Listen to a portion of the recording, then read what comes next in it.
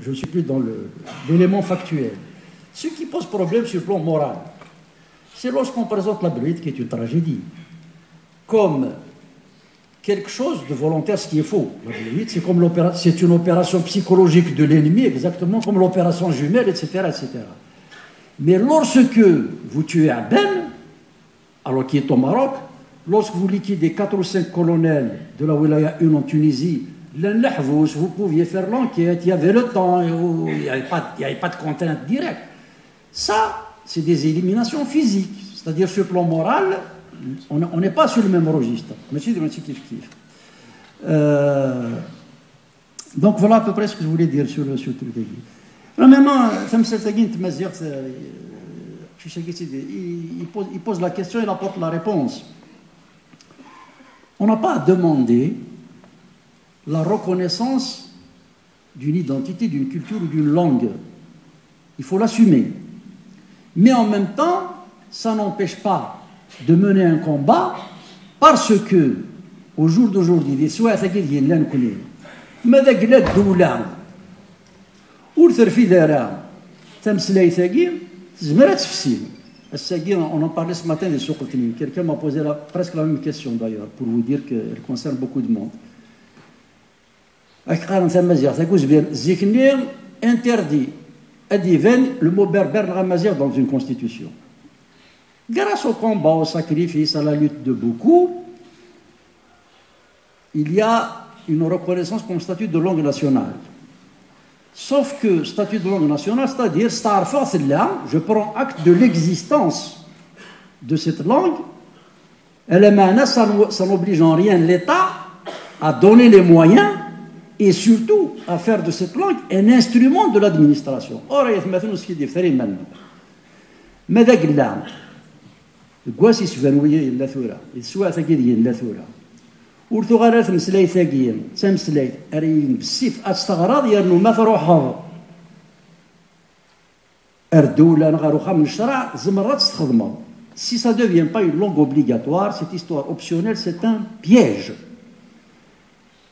Je le disais ce matin à Souk Al-Thnin, entre nous. Je m'adresse à un certain nombre de parents des années 70. S'ils n'avaient pas décidé que la langue arabe était une langue obligatoire, combien d'entre vous auraient envoyé leurs élèves à l'école arabisée? Zéro. Qui a formé. Il ne faut pas cela. Facultatif. Ça veut dire,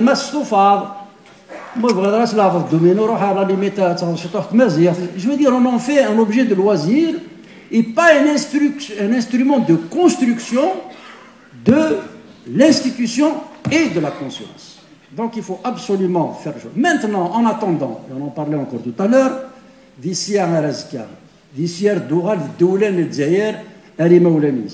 en attendant que l'État algérien redevienne un instrument de développement et pas un instrument de contrôle de la société, nous sommes mis en demeure de lancer un certain nombre d'initiatives dans 3, 4, 5 communes, en attendant de bien maîtriser la faisabilité, le caractère opérationnel de cela. Dans les soirées, il faut que des écoles puissent offrir des cours du soir. Il faut absolument que l'on manifeste une appétence pour cette langue. Il a قد تنفقل نكونين إلا قاسني أتي عزيز فلان غادا نفقل عزيز فلانة يوكل دولة يجي غتفهم بلي ونسمح على ديس parce que inconsciemment ce qui est en train de se jouer en arrière-pensée dans le système politique algérien, c'est de dire on va faire semblant de tolérer, on va faire le temps et puis la lassitude, l'inutilité de cet apprentissage va faire qu'il y aura une désertion de cette langue, et ça dépend de nous. Maintenant, il y a des choses que l'on peut faire. Vous l'avez compris au moins ça, mais il ne faut pas toujours se défausser sur le pouvoir. Il y a 3 semaines de ça, j'ai donné une conférence à Gokbo. Gokbo, c'est là où il y a le plus grand centre industriel de la Kabylie. نكون ذاك الكرا اللي جونا كنا كيلقى في الزرتوره هذا قاعد خدم ايغيل سماناس البن ايكيل سماناس رايد On a décidé de lancer une campagne de boycott. Une pollution linguistique dans un environnement. Ce que je leur ai dit, à la limite, je peux comprendre. Cette mobilisation, elle est saine. Mais il ne commençait pas par appeler au boycott avant d'aller il a une excellente idée, mais tout de suite, il a un boycott.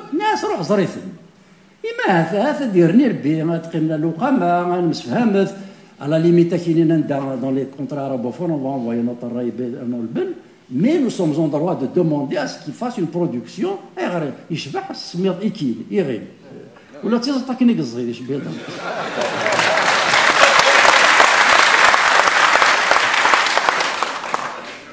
Donc, c'est pourquoi je dis que le moment est venu de faire passer la culture aguinard de la culture refuge à une culture de combat. J'ai essayé de les calmer. Sur le fond, ils avaient entièrement raison, mais d'un point de vue de la procédure, on va faire des campagnes boycott, on va faire pression, mais ne commençons pas par susciter des animosités dans une région qui est déjà mise sous tension. Je dis ça parce qu'il y a des choses.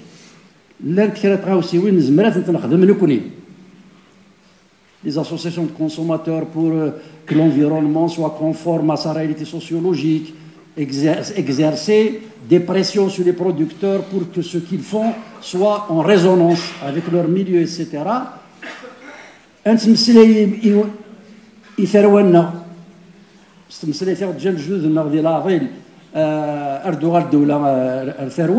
Mais il ne faut absolument pas perdre de vue qu'au jour d'aujourd'hui, nous ne sommes plus dans une situation où la Kabylie a réussi à courber les chines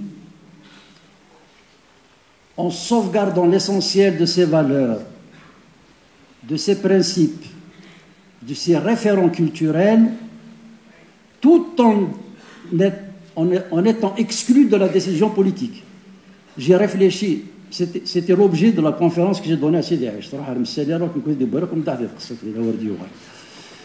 C'était comment est-ce que la vallée de la Soumam a réussi à garder en elle-même. Pour moi, c'est des choses importantes, mais il faut croire que les polémiques sont toujours plus intéressantes.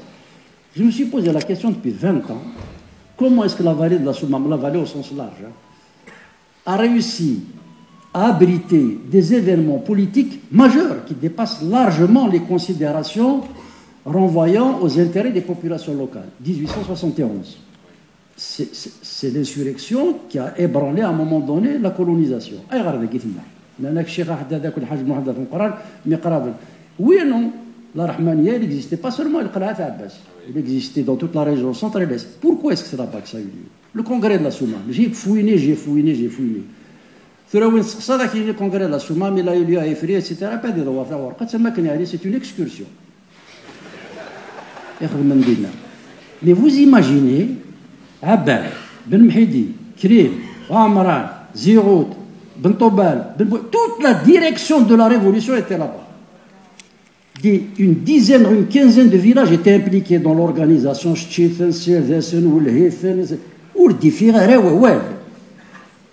Alors qu'une caserne énorme était à moins de 4 km de là. Vous imaginez un peu ce que ça représente comme niveau d'organisation, de fiabilité structurelle et de fidélité politique. Eh bien, j'ai gratté au Mrachouar. Il y a eu quelqu'un, j'ai fait une conférence encore qui s'appelle Hussein Salhi. C'est un des lieutenants d'armée Roche. Il a lancé un mouvement scout comme je voudrais bien qu'il y en ait aujourd'hui, qui ait cette capacité, cette compréhension et cette maîtrise des concepts préfigurant la citoyenneté. Amiroch, il avait cette capacité à écouter. Il avait 3 ou 4 années de primaire, il a fait des cours du soir, il avait cette capacité à écouter. Et quand il a discuté avec Hossein Salhi, Amiroch est arrivé en mars 1955 dans la vallée, Zikni le FLN, il faut le dire, hein. Comment il faisait de la sensibilisation politique? Mais voilà, on est une chambre pour faire peur aux gens. C'était un peu comme ça que ça se passait. Et bien, le premier vrai commissaire politique de l'ALN, c'était Hossein Salhi. Inès Maïla Kagin, Chambetna Wardioal, mais c'est à Maoulani, c'est à Taddarti, c'est à l'Archinis, dans 15 juillet, on a fait 200 إلى قدانات من السنغال. Et donc il a commencé à faire un travail de sensibilisation et c'est à partir de ce moment-là que l'action politique du commissariat politique était presque devenue aussi importante que l'action militaire. Et j'ai remarqué que les premiers responsables des OPA, la structure politique de l'ALN, c'était tous, à une ou deux exceptions près, et pourquoi ils ont fait ça? Parce que تمني وكنا في دروم يتوسن زرات بابنا الخير يركد العقليس. Et c'est donc ce sont ces référents-là qui ont été politisés, promus dans la structure politique de l'ALN, qui a permis aussi, il n'y a pas que ça, mais qui a permis aussi au congrès de la Soumam de se tirer là-bas. Pourquoi je dis ça? Je dis que ces valeurs peuvent être préservées, mais qu'elles ont besoin d'être adaptées aujourd'hui.